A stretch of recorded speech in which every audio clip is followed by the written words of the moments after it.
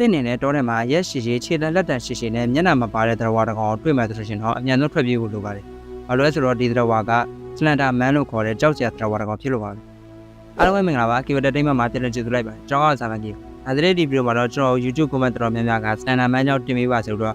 လာမှတ်ထားတွေ့လို့ပေါ့နော်ကျွန်တော်ဒီဗီဒီယိုကိုလုပ်လိုက်ဖြစ်ပါတယ်။ဒီဗီဒီယိုထဲမှာတော့ကျွန်တော်ဒီစလန်ဒါမန်နဲ့ပတ်သက်များကိုကျွန်တော်သိတော့ပြပြပေးသွားပါမယ်။ဗီဒီယိုလေးမစခင်ပါတော့ထို့တဲ့အတိုင်းပဲကျွန်တော် Keyword Entertainment YouTube channel လေးကို subscribe လုပ်နေ subscribe လုပ်ပေးခဲ့ပါ။မင်းတို့ဒီဘက်ခဏလောက်လည်းနှိပ်ပေးခဲ့ပါ။ပြီးတော့တင်နေတဲ့ဒီဗီဒီယိုကို YouTube ကကြည့်နေပါဆိုလို့ရှိရင်တော့ VPN ခံပြီးတော့ကြည့်ပေးခြင်းဖြင့်ကူညီပေးကြဖို့တောင်းဆိုချင်ပါတယ်။စလိုက်အောင်ပါ။အခုလိုဒေါ်လာဈေးတွေမိုးမြောင်တက်နေတဲ့အချိန်ကာလတစ်ခုမှာငွေကြေးတစ်ပြားတစ်ချက်မှရင်းနှီးမြှုပ်နှံကြမလို့ပဲကိုယ့်ရဲ့ကိုယ်ပိုင်အားလက်ချိန်နဲ့ငွေကိုရင်းနှီးလိုက်ရုံနဲ့ဒေါ်လာတွေရနိုင်ပါတယ်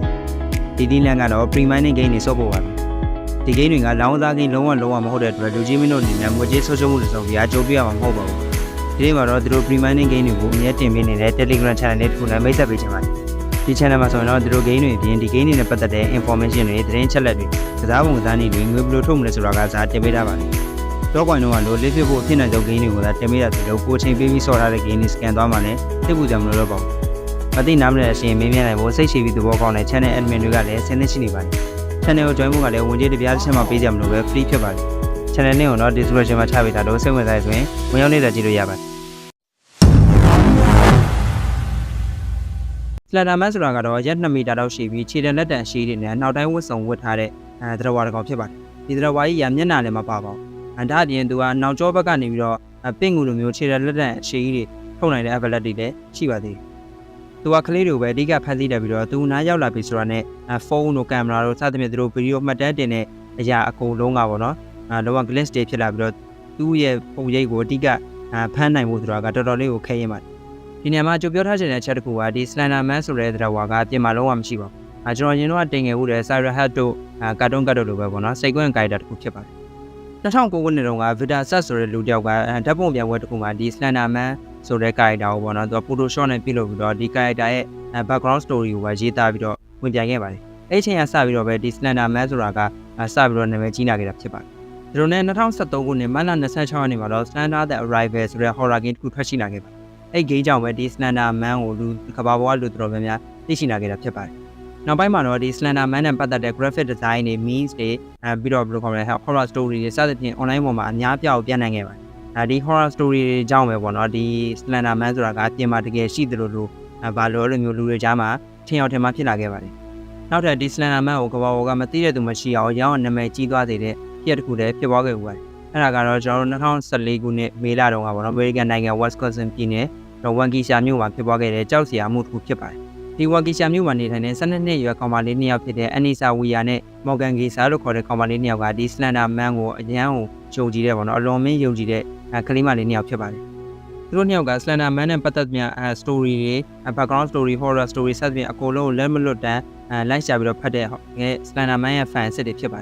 ်အဲကြောင့်လည်းသူတို့က Slender Man ကိုအပြင်မှာတွေ့ချင်တဲ့အတွက်ကြောင့်မလို့သူတို့စာအုပ်တွေထဲမှာဖတ်တဲ့အတိုင်းပေါ့နော် Slender Man တကယ်ရှိလောက်တဲ့နေရာတွေမှာအမြဲလိုညော်သားလိုက်ရှာကြတယ်ပေါ့ဒါပေမဲ့လည်း Slender Man ဆိုတာကျွန်တော်ပြောခဲ့သလိုပဲပြင်မှာလုံးဝမရှိတဲ့အတွက်ကြောင့်မလို့ဒါစိတ်ကွင်း character တစ်ခုဖြစ်တဲ့အတွက်ကြောင့်မလို့သူတို့ဘယ်လောက်ရှာတွေ့ခြင်းမရှိဘူးပေါ့နော်အဲဒါကြောင့်သူက short မပေးဘူးတော့ကြောင့် Slender Man ကိုအမြဲလိုလိုက်ရှာနေတဲ့ကလေးမလေး2ယောက်ဖြစ်ပါတယ်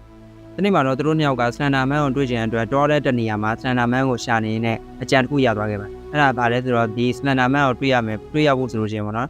Slender Man ရဲ့ယုံကြည်မှုလိုအပ်တယ်ဆိုတော့သူတို့ကထင်လိုက်တယ်ပေါ့သူတို့2ယောက်ကို Slender Man ကယုံကြည်မှသာသူတို့ကိုထင်ပြမယ်သူတို့လာတွေ့မယ်စသဖြင့်ဒီလိုမျိုးသူတို့စိတ်ထဲမှာတွေးလိုက်အဲကြောင့်မို့သူတို့ကဒီ Slender Man ရဲ့ယုံကြည်မှုကိုရဖို့နည်းလမ်းတစ်ခုစဉ်းစားတယ်အဲ့ဒါကတော့လူတက်ဖို့ပါပဲသူတို့တက်ဖို့ရွေးချယ်တဲ့သူကတော့ပေတွန်လူနာလို့ခေါ်တဲ့သူတို့နဲ့ရွယ်တူသူတို့ရဲ့တငယ်ချင်းကောင်မလေးဖြစ်ပါတယ်အဲကြောင့်သူတို့ကပေတွန်လူနာရှိတဲ့အိမ်ကိုပေါ့ပေတွန်လူနာရဲ့အိမ်ကို2ယောက်သားသွားကြတယ်ပေါ့ပေတွန်လူနာရဲ့အိမ်ကိုရောက်သွားတဲ့အခါမှာတော့သူတို့2ယောက်ကဒီကောင်မလေးကိုတော်ရဲလိုက်ခဲ့ဖို့စတင်ပြီးတော့ဆွဲဆောင်ပါတယ်ဘယ်လိုမျိုးလဲဆိုတော့တော်ထဲမှာသွားကစားကြမယ်တော်ထဲမှာတစ်ခုသွားရှာကြမယ်စသဖြင့်ဒီလိုမျိုးဆွဲဆောင်ပါတယ်ဒီချိန်မှာတော့ဒီကောင်မလေးကလည်းသူတို့2ယောက်ကိုယုံကြည်ပြီးတော့လိုက်လာခဲ့တယ်ပေါ့နော်ဒီလိုနဲ့3ယောက်သားနဲ့6လာပြီးတဲ့နောက်မှာတော့ David Park လို့ခေါ်တဲ့ပန်းချံတစ်ခုလည်းကြော်ဖြတ်လာခဲ့ကြပါတယ်အဲ့ပန်းချံကြော်လာတဲ့အခါမှာတော့ဒီတော်ထဲကိုရောက်ဖို့အတွက်တဖြည်းဖြည်းနဲ့နေဆက်လာပြီပေါ့နော်ဒီချိန်မှာပေသွန်လူနာဆိုတဲ့ကောင်မလေးကစပြီးတော့မယုံတင်ကဖြစ်လာတယ်ပေါ့သူတို့2ယောက်ကိုဒီခေါ်လာတဲ့2ယောက်ကိုမယုံတင်ကဖြစ်လာတယ်သူတို့2ယောက်ပုံစံတစ်ခုခုထူးခြားနေတယ်သူကခံစားရတယ်သူ့ကိုတခုအနေနဲ့ပြီးတော့မယ်လို့ခံစားရတဲ့အတွက်ကြောင့်လို့သူကတော်တဲ့ဝင်ခံနီးမှာပဲသူကငါဆက်မလိုက်တော့ဘူးအိတ်ပြန်တော့မယ်ဆိုတော့သူတို့ညောင်ကိုပြောတယ်ပေါ့ သူတို့ပြောတဲ့အချိန်မှာသူတို့နှစ်ယောက်ကလည်းကြောက်ပဲကြောက်တော့ပဲလိုက်ခဲ့လိုက်တော့ဘာမှမထူတော့ဘူးအိမ်ထဲပြန်မနေတော့ဆိုတော့အတင်းတော့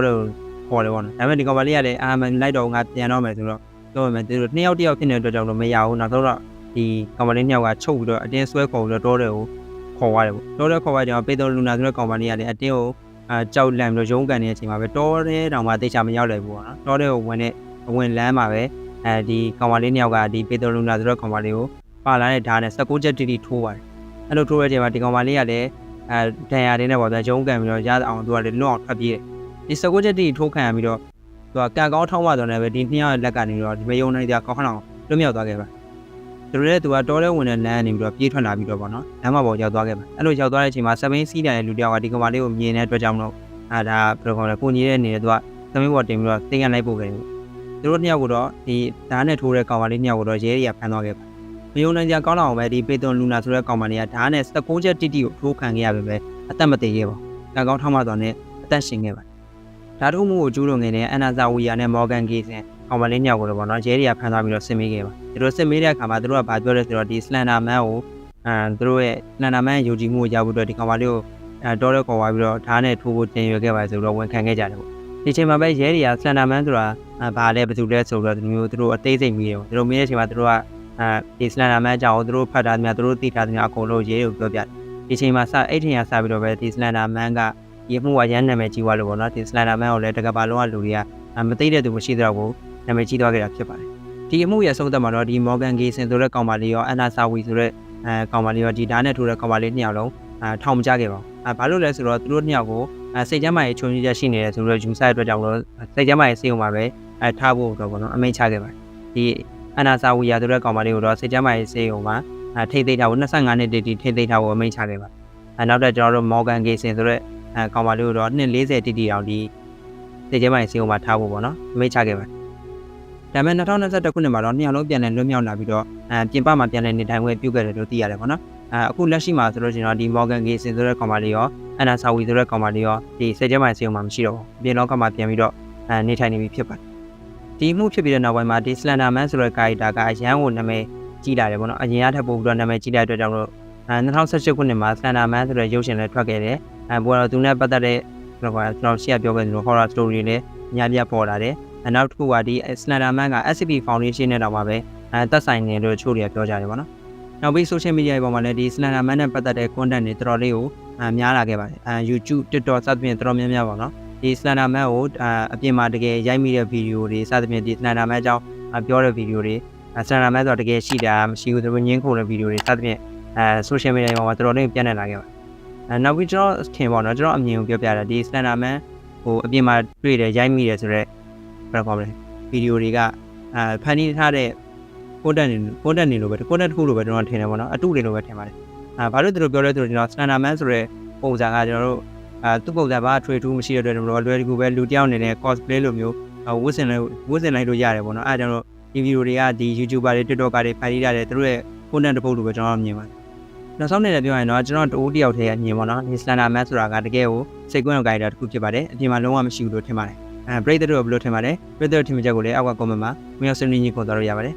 ်ဒီလိုဆိုရင်ကြည့်ပေးကြလို့ကျေးဇူးတင်ပါတယ် like and subscribe နေနဲ့လုပ်ပေးတော့မေးပါနဲ့ကျွန်တော် comment တော်များများရတယ်ပေါ့နော်ကျွန်တော်ဗီဒီယိုလေးကိုကျွန်တော်လုပ်ပေးတော့ဖို့ရှိပါတယ်အဲ့ဒါကြောင့်လို့နောက်တဲ့ဗီဒီယိုလုပ်တဲ့ကြောင်ရသိတဲ့ကြောင်ရှိလို့ရှင်နဲ့အောက်က comment မှာဝင်ရောက်ရေးသားတော့ရကျွန်တော်တက်နိုင်တဲ့ research လုပ်ပြီးတော့ဗီဒီယိုတစ်ပုဒ်ပြအောင်ဖတ်ပေးတော့ကျေးဇူးတင်ပါတယ်နောက်တဲ့စိတ်ဝင်စားဖို့ကြောင်ရတယ်ဆက်ဆက်ကြောင်နေတူပြန်လာခဲ့ပါဦး bye bye